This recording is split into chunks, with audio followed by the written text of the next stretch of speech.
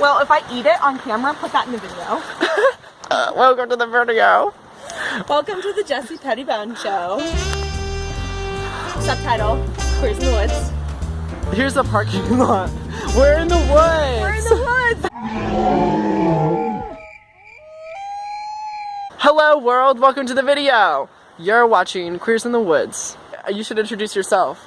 I'm Helene. I'm not gonna give you my last name. Yeah, don't. It's unnecessary. The internet is full of creeps. Helene, how do you identify yourself, if at all, and what does that mean to you? Well, I consider that kind of a three-pronged question. Okay, what are the prongs? Gender identity, gender expression, and then sexual orientation. Okay. All of which can be, you know, all kind of in the same realm or not at all related whatsoever to each other. I personally identify as bisexual, and then gender expression, I would say, is kind of a interesting mix of, I don't know, traditional femininity and also like hella mask sometimes. And then gender identity, that's how I don't know. Yeah, I mean, It's a big question mark. Big question mark. Question mark. Yep. Yeah. That's what I would fill in on the form. Question mark. as like your official identity. Yes. Today's gender. Punctuation. True. Do you want to tell a coming out story? Ugh. You have Coming out an is funny. intersection of like all these things. Yeah. So. Coming out is funny because all of the like traditional coming out narrative is like you come out once and then you're one and done. Mm-hmm. When in reality it was like a year and a half of like, oh God, how do I tell my parents? And then that was... When was that? 3 years ago. And then that went actually pretty okay. And so now it's kind of this daily, but also kind of like depending on what space you're in, because I like switch metaphorical hats pretty often throughout the day. It's kind of like, in what space can I present as queer, and in what space can I absolutely not? I have to foster professional relationships with these people. Are they gonna care? Working in student affairs is great because they don't. Nobody does. Working in more conservative agricultural fields is a little bit different. Cutting all my hair off, I think, was threw people for a loop, and now they don't know quite what to think. Which is weird. Which is it's good. literally just hair. It's just hair, but Yeah. you'd be surprised how attached people are to their hair and how horrified they were at the idea of cutting their hair off just looking at mine. I'm like, I'm not coming at you with a razor, Yeah. like, and I think it looks bomb, so It does. I agree. And I'm not just saying that because we have very similar haircuts. But then the rest of it is kind of just like, if you walk into a room full of queer people, you can like do the wink and the nudge, and it's like, I'm one of you. And it's kind of like unspoken, and you're just out in that space. But then other spaces, it's like, gotta act straight today. Have you ever felt guilt being able to like hide certain things? No. But like guilt, I don't know if it's the right word. I see where Guilt you're is getting very... that, because there's kind of the idea that people who are like bi or pan and who like visually appear as cisgender are like straight passing, which I personally think is bullshit, and that kind of feeds into the narrative of like default is straightness. But no, like, I would also say that, like, the straight mindset is not even considering that's a thing. So, like, I don't feel any guilt because people see what they want to see. And I take advantage of that. And so people just don't think about sexuality. If you've never questioned it, you don't question other people's unless, like, you, like, see it being acted upon, I guess. No, I have no guilt associated with it. Not my sexual orientation. I would say, like, gender identity is like a murky pool of mud. Yeah. And I do feel a little bit of guilt, but it's more like labels are really nice because they can like help you kind of figure out where you fit. But then labels are also terrible because it's like, well, none of these labels that I know about fit me.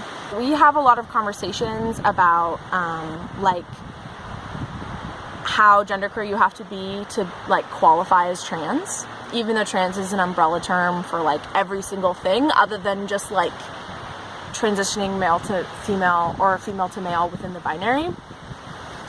And like we have a lot of amazing trans representatives in the media, but there's like passing politics and respectability politics and like the kind of nebulous like what standard are we trying to meet.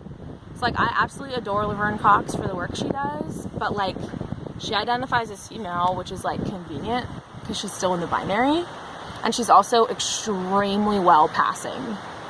Some people don't want to pass. So yeah, that's a question we ask ourselves, like what is trans? If I am genderqueer or gender fluid or non-binary, do I count?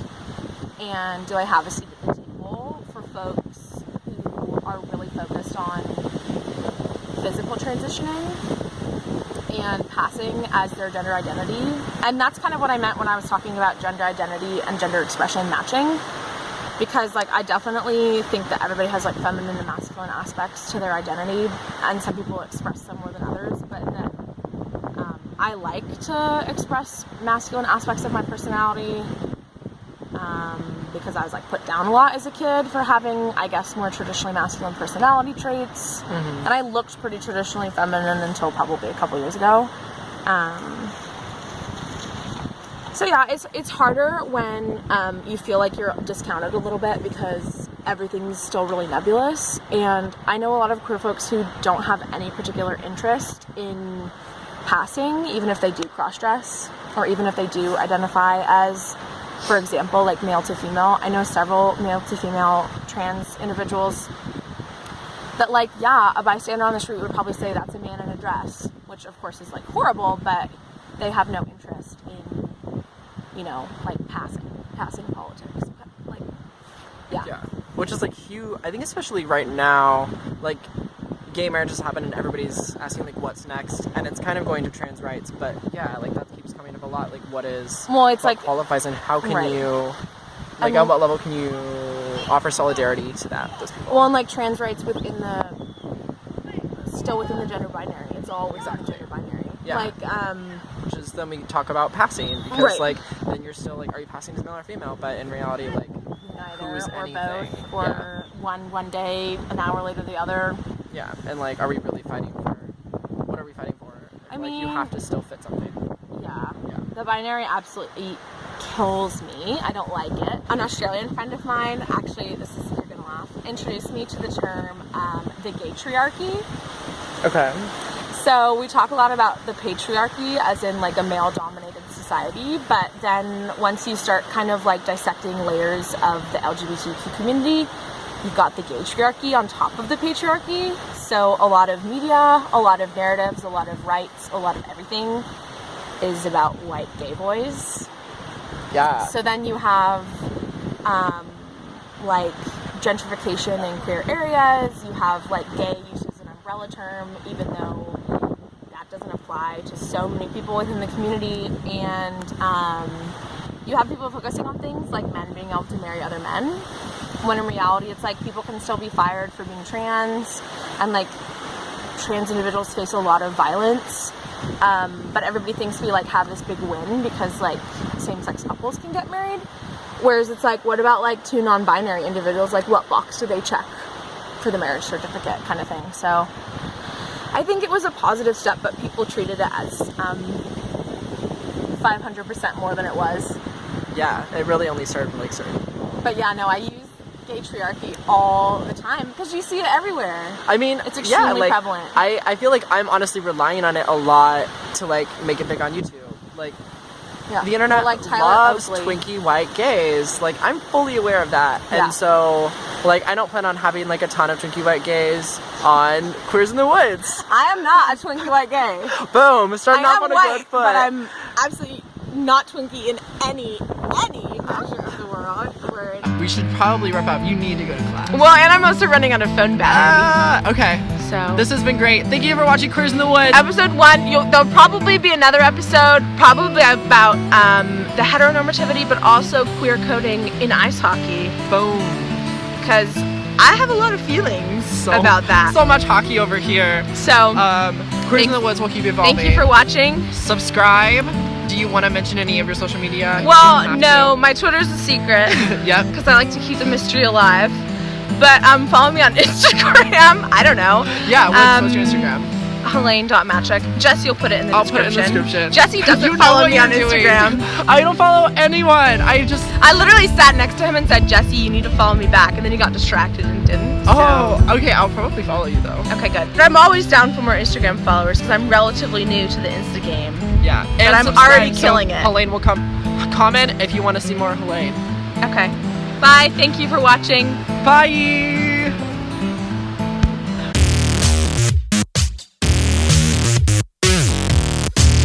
So every gay has a diva. I just got a text message Pastini? about pasta. Ah! So for every dude bro on Twitter that's like, she's a lying whore, it's like, maybe Dr. Luke is a sexual abuser. This gay agenda. The gay agenda. What really happens is like you admit it to yourself and then Satan plants it on you in your sleep. That's actually true. Bisexuality versus pansexuality. I'm pretty sure I coined Queers in the Woods. I'm gonna claim that. What if there was just a pack of Queers in the Woods? Hence, Queers in the Woods was born. Hashtag Queers in the Woods. Send us your selfies or non-selfies of Queers in the Woods on Instagram and Twitter. Hashtag Queers in the Woods.